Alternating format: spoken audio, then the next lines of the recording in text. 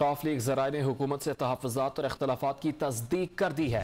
मुस्लिम league काफ के मुशावरती इजलास की अंदरूनी कहानी सामने आ गई। डॉन न्यूज़ के रिपोर्टर नादिर गुलामानी ने हमें जान किया। नादिर बताएगा अंदरूनी कहानी क्या है, ज़राए क्या बताते हैं?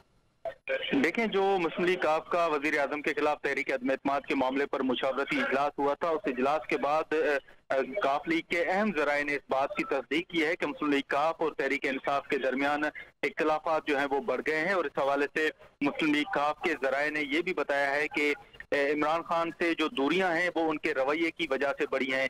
उन्होंने ये भी बताया है कि वजीर आजम इमरान खान ने काफ लीग की क़यादत से 4 सालों में सिर्फ 2 मुलाकातें की हैं और इक़्तिदार में आने के बाद इमरान खान ने कोई राब्ता तक नहीं रखा। इस हवाले से उनका ये भी कहना था कि अगर वजीर आजम इमरान खान इक़्तिदार से गए तो वो अपने रवैये की वजह से ही जाएंगे। उन्होंने इस बात पर भी हैरानगी का इजहार किया है कि किसी भी हुकूमत को पावर शो की जरूरत नहीं होती, तो इस वक्त जो इमरान खान जलसे कर रहे हैं वो जलसे करना और उन जलसों में ऐसी अल्फाज इस्तेमाल करना ये मुनासिब बात नहीं है।